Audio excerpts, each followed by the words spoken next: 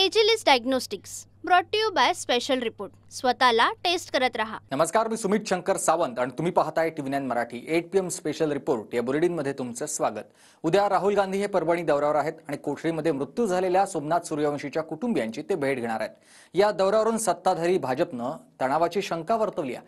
तर दुसरीकडे बीड हत्येवरून होणाऱ्या आरोपांवर धनंजय मुंडे उद्या पत्रकार परिषदेत घेणार आहेत आणि त्यांच्या आरोपांना उत्तर देणार आहेत. पाहूयात.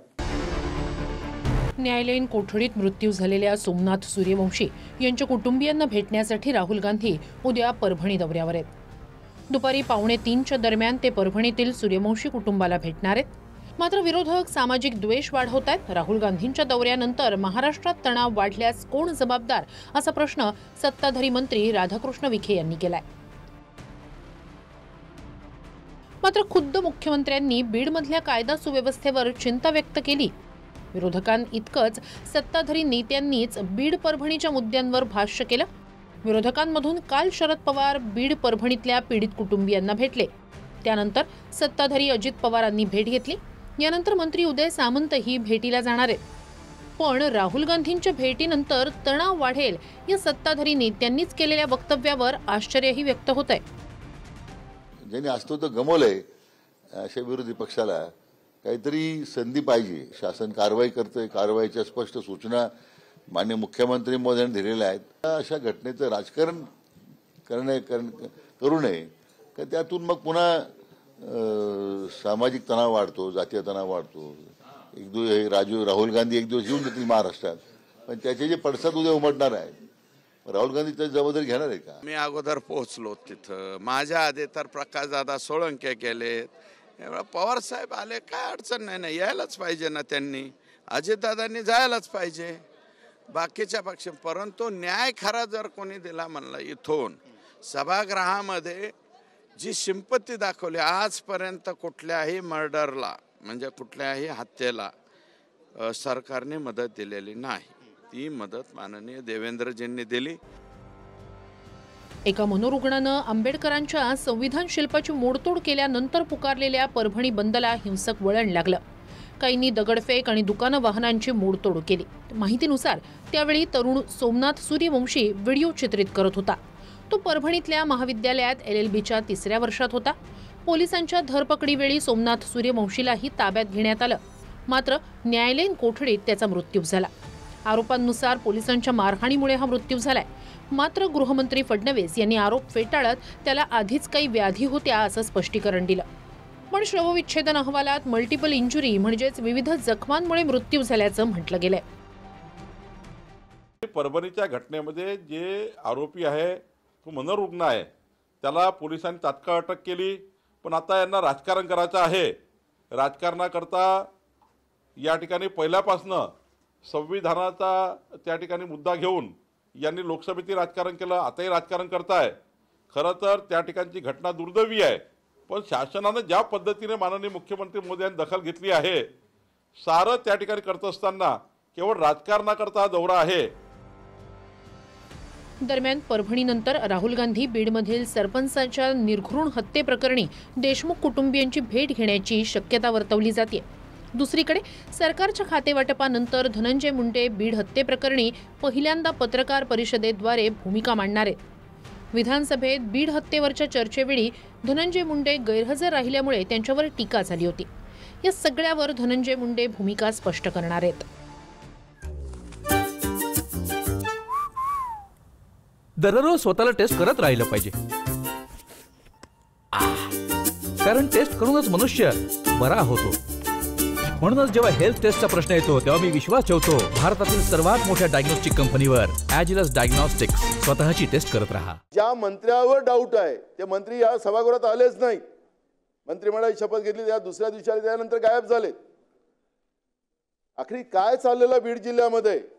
पोलीस शासनाचा ऐकतात की एका गुंड व्यक्तीच्या? आणि त्याच्या मी गुंड याच्यासाठी म्हणतोय की त्यांनी अनेक खून पाडले, 302 सारखे खटले त्याच्यावर चाललेले आहेत, अनेक केसमध्ये ते आहेत. हा जो वाल्मिक कराड नावाच्या माणसाने या 2-4 दिवसामध्ये 200 गुन्हे दाखल केलेत लोकांवर. तरी पोलीस जातात त्याच्याकडे, पोलीस स्टेशनमध्ये जायची गरज नाही. अजूनही त्याचं वर्दस्त आहे, शासन तो चालवतो तिकडे. त्यांचे जे अत्यंत निकटवर्ती सहकारी आहेत त्यांचं त्याच्यामध्ये इन्व्हॉल्वमेंट आहे अशा प्रकारचा आरोप आहे. आणि त्यांना आदेशित करीत असताना यांचा कुठे फोन झालाय का काय झाला का याची चौकशी होईल.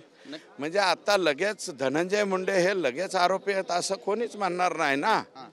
परंतु ते 2-3 दिवस का आले नाही, त्यांना फार वाईट वाटलं का, किंवा सभागृहात येऊ वाटलं नव्हतं का, ते आजारी होते, याचं उत्तर तुम्ही त्यांनाच विचारा ना. संतोष देशमुखांच्या हत्येप्रकरणी बीडमधील बाळासाहेब कोल्हे यांची विशेष सरकारी वकील म्हणून नियुक्ती करण्यात आली. तिकडे बीडचे पोलीस अधीक्षक अविनाश बारगळ यांच्या बदलीनंतर नवनीत कावत यांनी पदभार स्वीकारलाय. सर्व अधिकाऱ्यांना कायदा सुव्यवस्था राखण्याचे निर्देश देत त्यांनी संतोष देशमुख हत्या प्रकरणाचा छडा लावण्याचा विश्वास वर्तवलाय. बदली झालेले अविनाश बारगळ निवडणूक काळात अमरावतीवरून बीडमध्ये एसपी म्हणून आले होते. याआधी काही वर्षातच अमरावती या एकाच शहरात विविध पदांवर काम करणारे बारगळ चर्चेत राहिले.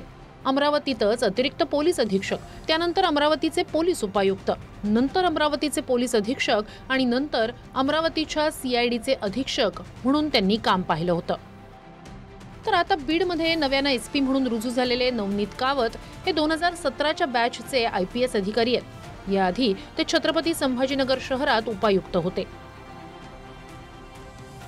पॉइंट इज की आपला जो क्राईम आहे, लॉ अँड ऑर्डर कंट्रोल आहे, त्याच्यावर आपला कंट्रोल करणं महत्त्वाचं आहे. आणि माझ्यातर्फे पूर्णपणे कोशिश राहील की आपला हा एरिया जसा आहे याच्यापेक्षा अजून चांगला राहायला पाहिजे. लोकांमध्ये एक कॉन्फिडन्स असला पाहिजे, पोलिसांवर एक भयमुक्त वातावरण असलं पाहिजे, तेवढी माझी कोशिश राहील. आणि कायदा सगळ्या लोकांसाठी सेम आहे, त्याची अंमलबजावणी 100% जसं कायद्यामध्ये आहे तशी असली पाहिजे, तशी माझी कोशिश राहील. यंदाचं हिवाळी अधिवेशन बीड आणि परभणीतल्या घटनांवरून सर्वाधिक चर्चेत राहिलं. कमी संख्याबळामुळे विरोधी पक्षनेता झाला नसला तरी यंदा विरोधकांची बाजू सत्ताधारी बाकांवरून भाजपच्या विविध आमदारांसह सुरेश धस यांनीच बजावली. गरीब शेतकरी पैसा भरतो आणि आम्हीच घोषणा केली 1 रुपयात पीक विमा, ढोल बजाओ ढोल, डोली मारो बजाओ ढोल, 1 रुपयात विमा घ्या ढोल, 1 रुपयात विमा, परेली पॅटर्न. साहेब खरं सांगतो, काय करणार कलेक्टरची नेमणूकच वाल्मिक कराड करतो. काय करणार एसपीची नेमणूकच वाल्मिक कराड करतो. अध्यक्ष महोदय, हायवा किती चालाव्यात? 300 हायवा, कसल्याही प्रकारचा लिलाव नसताना सुद्धा 300 हायवा कुणाच्या आशीर्वादाने, कोणत्या आकाच्या आशीर्वादाने त्या ठिकाणी चालतात याचा सुद्धा शोध घेतला पाहिजे. अध्यक्ष महोदय, हे फार भयानक आहे. तर विरोधकांपैकी बीड आणि परभणीच्या घटनेवर जितेंद्र आव्हाड आणि संदीप क्षीरसागर यांची भाषणं लक्ष वेधणारी ठरली. नाही तर मग आमची आमदारकी का कामाची? उद्या संतोष देशमुखच नाही, कुणी त्या सोनवण्याच्या बाबतीत तसं घडलं असतं किंवा एखाद्या हांग्याच्या बाबतीत घडलं असतं, आणखी कोण्याही समाजाच्या माणसाच्या बाबतीत घडलं असतं तरी मी याच पद्धतीने लावून धरलं असतं. महाराष्ट्र या घटनेनं हमासची जी पद्धत आहे ना वागण्याची, याच्यामध्ये हमासला बाई तुम्ही लाजवेल असं वागलात हो. हमासला किंवा ISISला असे गळे चिरतात ना, ते तरी डोळे बांधून गळे चिरते. अरे तुम्ही किती वेळ मारलं राव? 4 तास मारित असतात का एखाद्या माणसाला? 2 लिटर रक्त गेलं ना पोटात. हे मी नाही, त्याचा 8 पाणी रिपोर्ट आला ना, 8 पाणी मी काढला का? त्याच्यामुळं अजितदादा तिथं गेलेले, चांगली गोष्ट आहे ते गेलेत ते.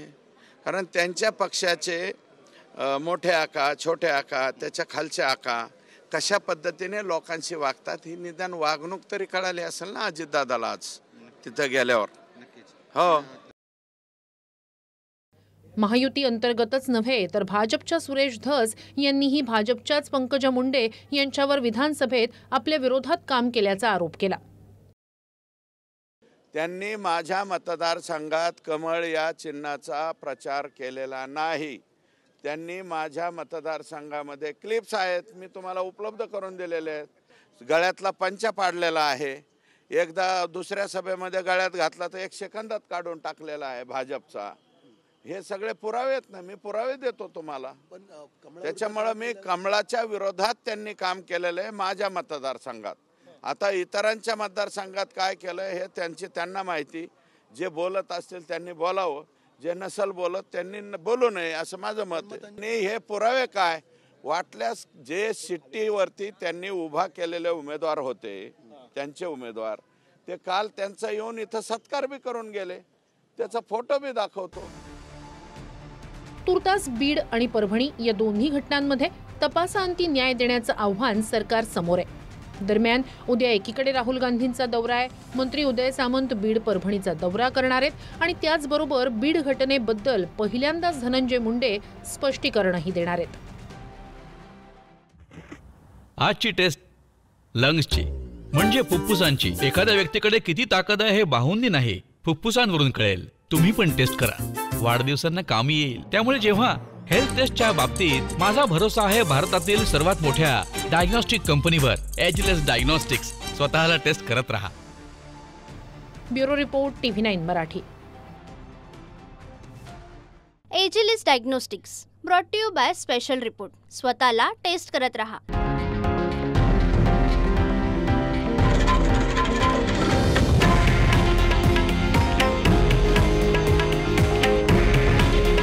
हे आहे देशातील नंबर 1 न्यूज नेटवर्क आणि आपण पाहत आहात TV9 मराठी. काळजी तुमची, हित महाराष्ट्राचं.